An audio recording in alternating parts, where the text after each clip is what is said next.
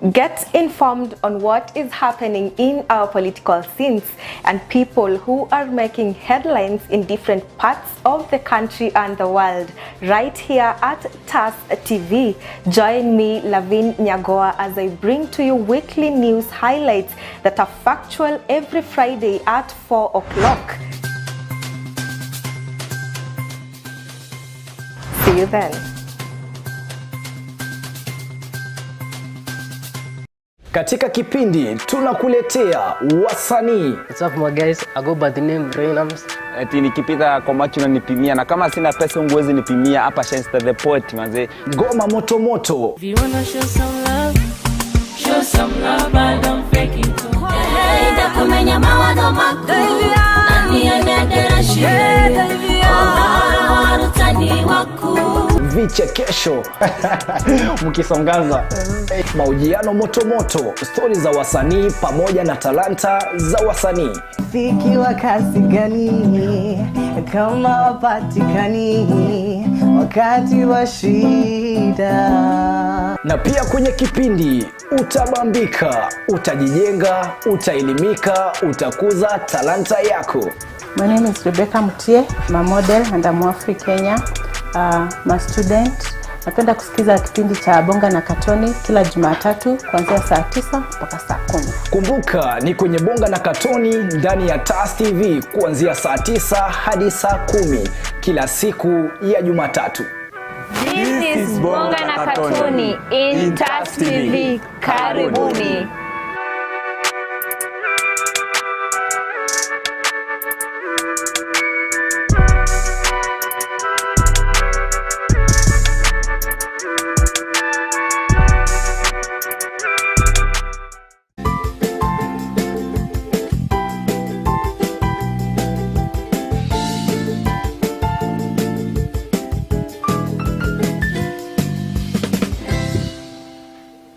Good morning, good afternoon, good evening. Welcome to yet another beautiful episode of the Morning Digest. And on today's episode, we're talking about values and the future of, the learners. So in case you're joining us today, thank you so much for choosing TAS TV. Remember to follow us across all social media platforms. That is at TAS TV_KE on Instagram, Twitter, and TikTok. TAS TV on Facebook, TAS TV Official on YouTube, and www.tastv.co.ke on our website. Thank you so much for being here today, and as always we have our amazing guest. Please introduce yourself. Yeah, thank you, LAVIN. For yes. those who are watching this morning or afternoon, wherever you are. Yes. I'm McDonald Wakoli, an educational expert. Yes, okay. So just to jump straight into what we are talking about today, McDonald, we are talking about values in education and of course the future of the learners or students. So talking about education values, do you believe education shapes the values of students? And if so, what role does it play in fostering a sense of morality and of course ethics? Yeah, thank you, LAVIN, for that question. Yes. Maybe just to lay the foundation, it's important we understand first what is values. Values, exactly. I know the parents watching or the student watching and other stakeholders in education. Yes. And this discussion is going to help us understand some of the critical aspects that are happening in the education sector. Now, values can be considered as standard or moral principles. Yes. Or it can also be considered in terms of what is important to someone's life. So when you look at it in that way, of course, education system is changing. That's something again that we need to note.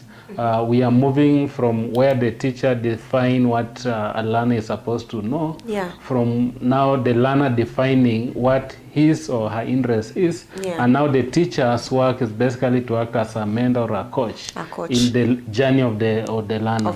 So we cannot actually fail to discuss values. Values is a big thing that we need to look into, and of course, the education system over time has shaped values, have shaped the belief system of people to know what is, of course, of importance, what is right, what is not right. Of course, the education system have played a critical role.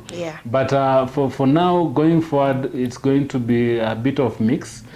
Student will be able to define what is value, and of course the education system also be able to do that. So overall, of course, it will have an implication on ethics, which is the moral standard or the code of behavior in the general society or the general life of a student. Okay, so in today's world where things are, you know, rapidly changing, what are some of the most important, or rather the core values that are important for us for each and every student or learner to have? Now, from where I sit as an educational expert, there are key values that are in the, of course, we are talking of the 21st century learners. Yes. Of course, they need to have resilience as one of the values, which is very key. Remember, of course, things are changing very fast. There are so many disruptions in the day-to-day operation, even be it in a learning environment or in the society. So resilience is something that is key. There's aspect of sharing. It's a value that is not very commonly stated outside there. But remember, looking at the way we are shifting the learning system to be from the teacher to the student or to the learner, there's a lot of interaction between student-student interaction. And sharing is something that is very key when it comes to that aspect of value. But also this aspect of compassion. Remember, there's a lot of disruption that is happening in the society. So we need to instill these values, values of compassion, like you feel the other person without, of course, you being sympathetic, but you put yourself in that other person's shoe. That's a value that we need to start inculcating into the learner as early as they are actually in their kindergarten. But also we can talk of honesty, we cannot overemphasize. Honesty is another thing. Remember, if you look at the current learners we are dealing with, of course, there are people with a very quick response to gratification. They want instant gratification. So if we don't cultivate the aspect of honesty, there will be a lot of compromising. But last but not least, we can also look at the aspect of gratitude. Gratitude, being grateful. That value is very key, and we cannot overemphasize it. Of course, in the generation we're living in, again, we are actually running short of people who are grateful, people who appreciate the small beginnings, and of course are able to walk through that particular journey until reaching the top.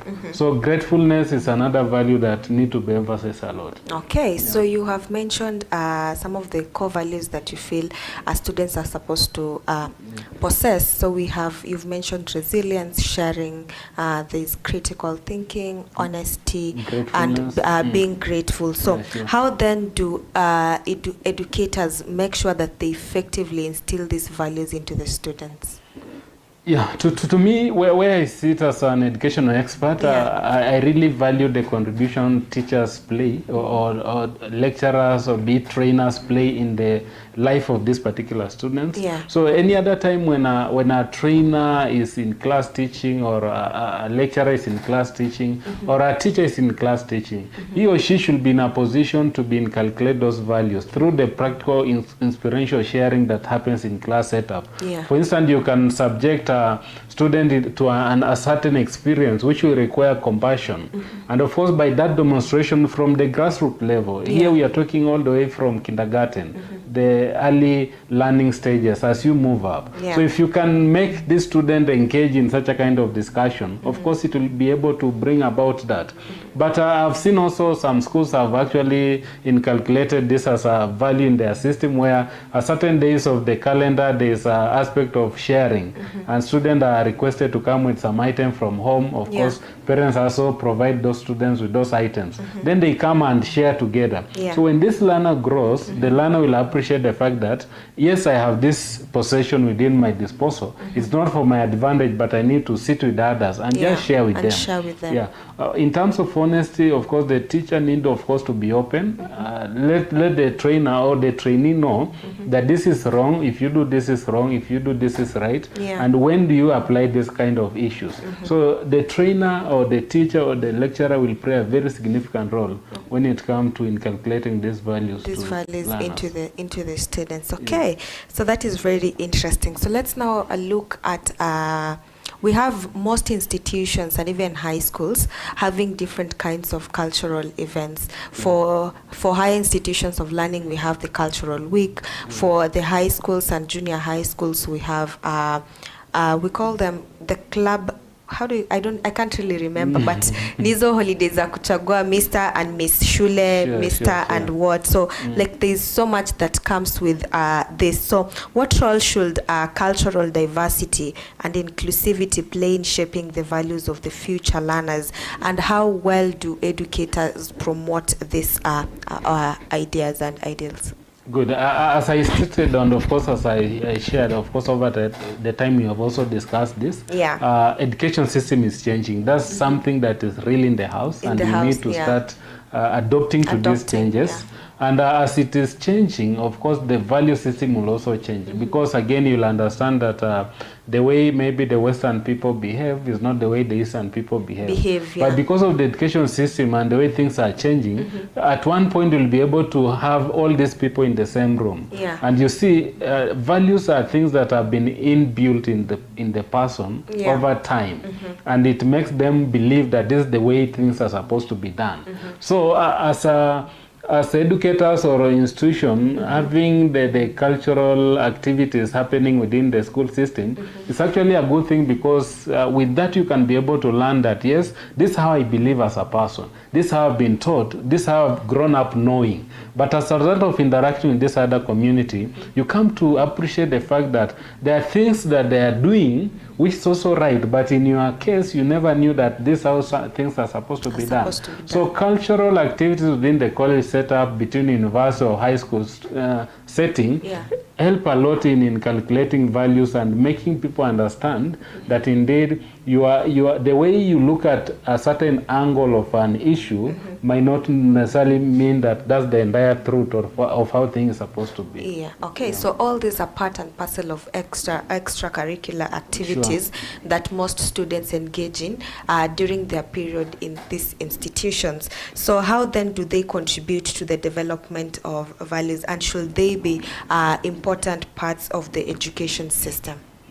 It is very key. It is very key, especially let's say, for instance, you are doing sports. In sports like a football match, there's a lot of coordination. There's a lot of sharing. Of course, you need to pass the ball to the other person. Need to communicate so that sharing aspect brings about, of course, increasing the value of sharing. But also for you to win, you need to coordinate, be resilient. You see, you have to keep on working for like 90 minutes before maybe you are declared a winner or something like that. So again, this aspect of being resilient, but also out of the extracurricular activities and things that are happening outside the normal curriculum of learning actually shapes out key values which are required actually in this century. Okay, so looking at the balance, now we have the digital side of the world and we have the other side of the world, and most people are adapting to the digital side. So how then has technology helped with the relationship between the digital literacy and ethical values that get to be instilled in our learners? The technology landscape, of course, we have had this discussion not once. Not once. Technology is here with us and we cannot run away from it. But there's something that technology is doing in terms of disruption of values. Like what AI is playing currently in the learning process. You see, in our days, of course, you could be given a question, maybe a composition, and you sit down, you think. But nowadays, of course, you give student a question which is direct. Of course, they'll go into AI, ask that AI, and the AI will be able to generate within a second. So you see, that one is actually eroding the aspect of patience. It's eroding the aspect of resilience. Now, the current generation that we are raising, of course, will have some challenges in terms of telling them you have to wait for this process to complete. Because the technology is actually disrupting. Yes, we have the positive side of it. But on the negative, the flip side, you can be able to see that what technology is doing in terms of value degradation is also significant, and we cannot, of course, run away from it. Because nowadays, if you tell a student or if you tell this particular person, I want you to do this work for 4 hours, that person will not sit down for 4 hours. Because the person wants to do it, of course, put it in AI. AI will modify it. Within a second, of course, the person is done. And he or she goes to other things. So, unlike those days when you could sit down, of course, do your research. Persistently, you do research and something like that. So there's a lot that is changing as a result of technology infiltration into values. Okay, so how then can education strike the balance between, preparing these students for basically the workforce and then also nurturing values and character, just to make sure things like artificial intelligence or AI do not necessarily interfere with them? To me, maybe before I answer that, let me salute my professor. That is Dr. Masharia, Stephen Masharia. He's actually my lecturer of leadership and research in Strathmore University. One thing that he actually taught us, and something that I emulate a lot, is that as facilitators, as mentors, coaches, or trainers who are teaching these students, we need first to have paradigm shift in terms of our thinking. We need to actually equip ourselves in a way that we can be able to remodel the way in which we address these learners, the way in which we restructure our question, the way in which we restructure the ideas that we want to pass to them. That direct traditional way of asking questions should actually be the thing of the past. We need to start remodeling them. For instance, if you're asking a student what is a leader, a student will be able to go to AI and ask what is a leader, and the answers will come out.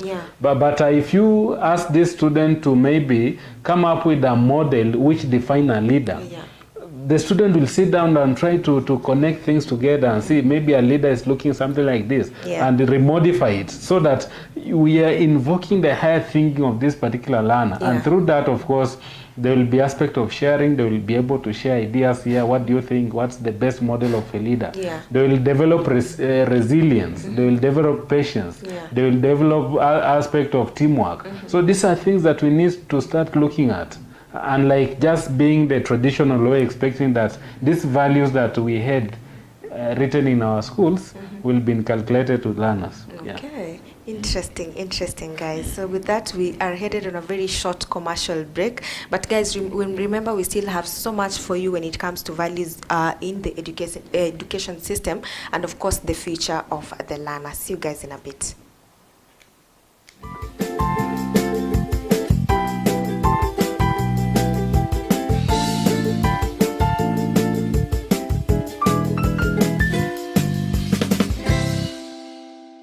Katika kipindi tunakuletea wasanii. What's up my guys, I go by the name Reynams.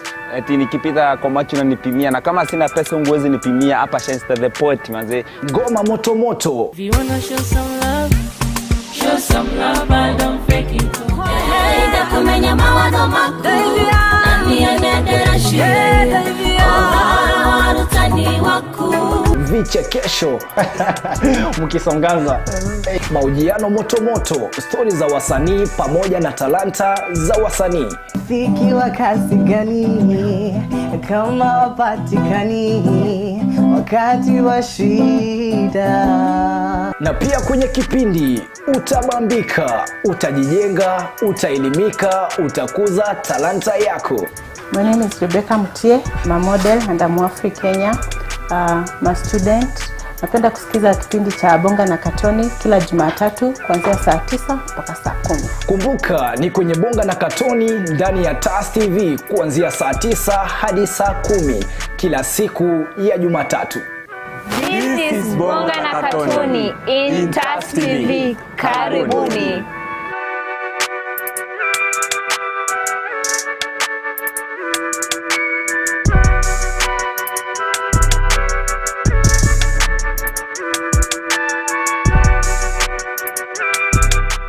What's your name?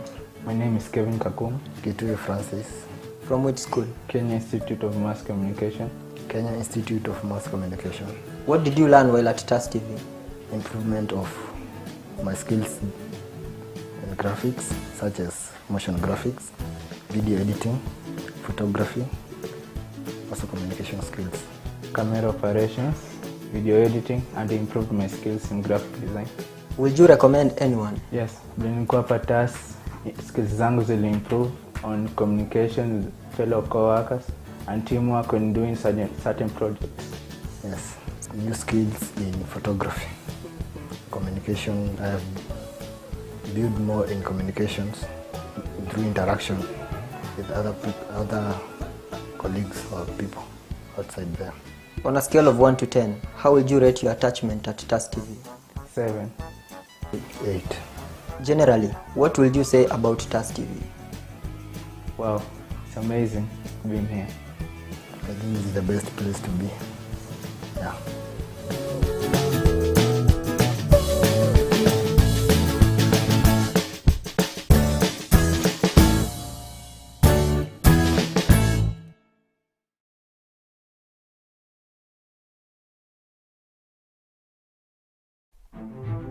Welcome to TAS Media Institute, the home of undiscovered talents. You will be trained by professionals who have a passion in what they do. Do not be left behind. Enroll now and become a pioneer of TAS Media Institute.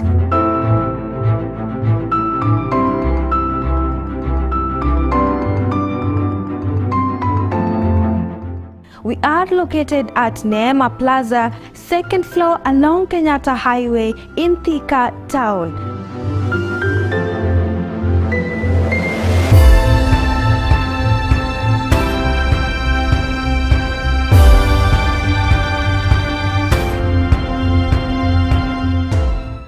Life can sometimes take unexpected turns, and this family story is no exception. When a gas explosion completely changed the course of their living, Mr. Joseph Lual and his family have been forced to face unimaginable hardships. But even in this phase of adversity, they have managed to persevere with so much resilience. And as the saying goes, adversity introduces you to yourself. Let's get the story of Mr. Joseph and his family.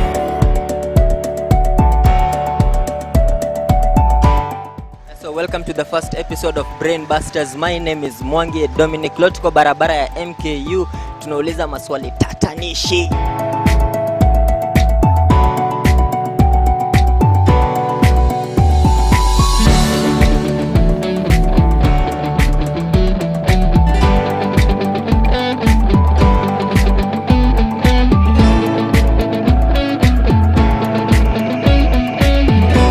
At TAS Media Institute, we let you discover your talent.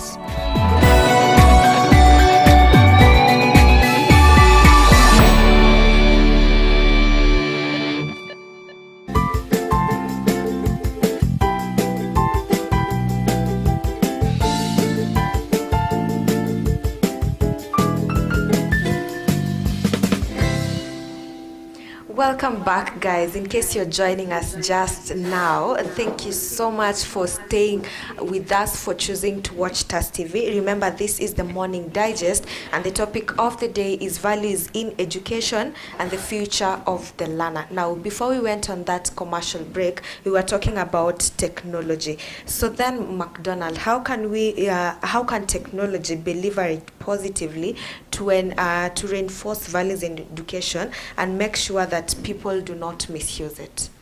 Good. Thank you. Technology came, of course, to make life easier. Yes. And we are complicating actually the use of technology. Day in, day out. But if we mean it well for our country, and of course, if we mean it well for our education system, and of course the future of the learner, then as the facilitator at the background, we need to do a lot of work in terms of controlling what is key to these particular learners, especially at the grassroots levels. Of course, the education experts need to start developing contents which will resonate with the values which we consider very critical to our day-to-day life activity. For instance, an aspect like resilient is something that is very significant in today's generation and even generation to come. Aspect of patience, or aspect of gratitude, that's something that's very key. So we need to start developing content which are interactive, but of course behind it, of course, it is able to portray a certain value that we want it to pass into this generation. So that any other time, instead of having pop-ups which is something that is not ethical, the way we view it as African or as the world, those become the purpose that always comes up in the screen of these particular people, in their phones, so that it's something that they can always resonate with every day of their life. Okay, so talking about things to do with collaboration and all that, how can parents then collaborate with schools just to make sure that these values that are taught in classroom actually create a learning environment for a good, a positive learning environment for the students? Yeah, so parents play very critical role in terms of enhancing values. And to me, what I think, of course, parents need to create a very strong link between the teacher and the parent, or the parent and the school, such that whatever the parent is communicating is actually in line with what the teacher is communicating. And over time, of course, this thing I'm sure is getting out of being the thing of the past, where a parent, of course, sit down with the learner and they start discussing a teacher. Like today, maybe the teacher took my mandazis and shared with others, and you start discussing that with a kid. Of course, you are destroying that kid. and I know nowadays that's something that's very common. Parents are very open with their kids, and they can discuss anything ranging from, of course, A to Z without any blanketing or covering of it. Yes, it's your right to talk to your kid the way you want, but again, these values will be key when you will not be there. Remember, education is the only bridge that can be able to elevate someone from the point of ignorance to the point of information. And if we can be able to work together between the parent and the institution, communicating the same thing, something that you are not sure, you can consult. Remember, a teacher is the expert in this field. So if we can be able to work as a team and, of course, communicate the same thing, we'll be able to cultivate these values, which will be very great, of great importance to the life of the learner. Okay, so talking about communication, CBC, the CBC curriculum is really big on, students enhancing their skills, learning how to talk, being open, having this kind of discussions. So how then do, with this kind of increased standardized testing that comes with the CBC, kwa sababu they're tested at every level, from grade 3 to grade 6 to them joining high school to junior to senior high schools. How can educators ensure that that values education is not compromised in pursuit for academic excellence? So it will go back to retooling of this education expert or the trainers in class. There is need for retooling and defining what values are critical at what point. At what point, I think this is very key, that we start now from the national level, we be very intentional and say, this kind of learners we are having, they will not have problem with the traditional values that we had. But what are these key values that are very critical, such that we can even incorporate into the syllabus? When we are designing the curriculum for these learners, we incorporate this as one of the things that we need out of them. Because what we are fostering very much in terms of CBC, we are fostering creativity and innovation. We are fostering the aspect of learner defining their learning path, learner defining what is important to them. But as you define what is important to them, there's a specific role that the teacher also need to define, because of course out of experience, out of knowledge and out of age, there are things that we consider significant which a learner might not be able to see where he or she is seated. And that's why they say that what an old man can be able to see while seated, a young man even standing will not be able to see. So we need this teacher, we need this trainer to actually define some of these values. And because of the diverseness kind of thing, it should start at the curriculum design level before you come to implementation. Okay, so away from that, let's now talk about what has been affecting most people, mental health, and especially for the students, more so in high institutions of learning, that is tertiary institutions, colleges, universities. So in what ways can education adapt to address the mental health challenges that are being faced by students today, and how does this relate to instilling values such as self-care and empathy? Good. So if you look at the education system currently, and why most of the people, most of the learners are experiencing this aspect of mental issues, as I said, of course, there are things that we have not re-emphasized a lot, like aspect of resilience. There are so many things that are changing, and no one is sitting with the learner telling the learner, this is what is changing in your education system. This is what is changing in how we want you people to operate. You see, these things are just being done at the national level, at the county level, then it trickle down up to the classroom level. But now the learner is being at the receiving end of what has been cooked elsewhere. So the learner even doesn't understand what is happening. Today you are sitting in class, of course, expecting to do KCSE, then all of a sudden you are told, no, you are supposed to sit for grade 7, then move forward. So this, of course, affects the psychological nature of this particular learner. Remember, this person, as much as he or she is not grown up fully, but he has the full system that even that older person have. So there's a lot of disruption that is happening, and therefore, I think the way things are done, we need also to reconsider the position or the place of the learner in all the reform that you are doing, and who is at the bridge between now the reform and the information that the learner need to know in advance. Look, for instance, what happened to the learner who are positioned at grade 7 in primary level. All along, they knew that they are going to high school. They knew that, of course, their learning will happen in high school. Did anyone start somewhere and say that I want to first prepare these learners? Psychologically, mentally, of course, physically, just to talk to them that, you know what, these changes have taken effect because of this and that. Nothing like that. We just consider them as people at the receiving end. They need to follow instruction. They need to follow orders, which is again unfair. And it's really affecting them. Okay, so as we look towards the future, what are some of the changes or advancements in education do you believe will significantly impact values of the next generation?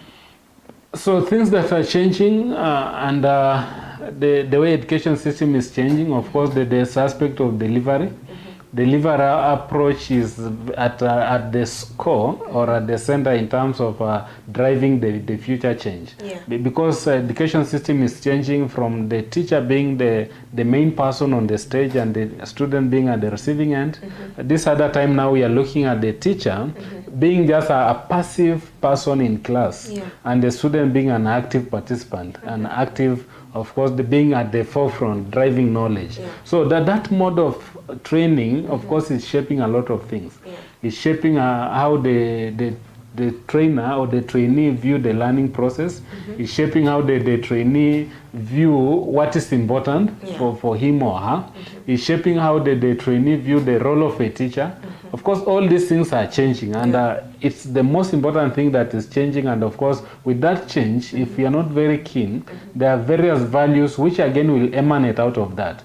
Because from the start we said that values is what one considers important, or the standards or practice. And if you do something continuously over time, it becomes part of you. Okay. So guys, what is my takeaway today? There are very important values that you're supposed to possess, not just as a learner, because looking at education that does not only entail those who are in class, it entails everybody, because every day is a day to learn something new. So you need to be very grateful. You need to learn to share. You need to be very resilient. Those are some of the values that you need to possess as a human being. So thank you so much for everyone who's joined us today. Remember, the topic that we were talking about is values in education and the future of the learner. At least behave kama mtu mwenye ameenda shule kidogo. You don't have to necessarily just, As a layer 1, 2, 3, that is something that you have learned. So you don't have to reason like somebody who's not been around people. Hata kama hujaenda shule, you've interacted with people who have been to school. So these are some of the values that you should possess as a person. So as we conclude, what would be your parting shot?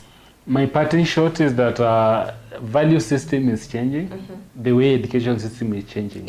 And of course, education system shapes the values of the society.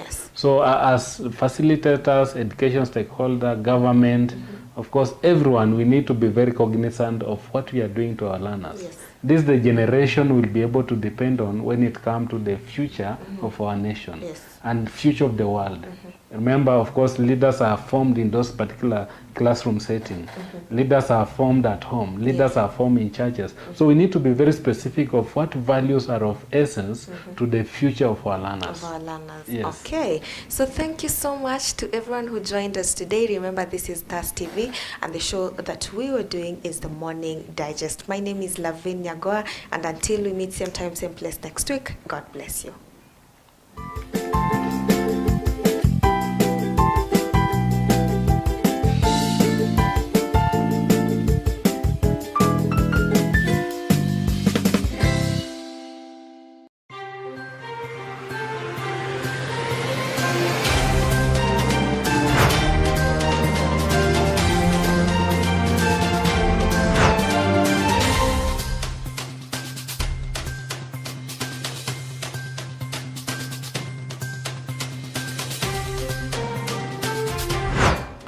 Get informed on what is happening in our political scenes and people who are making headlines in different parts of the country and the world right here at TAS TV.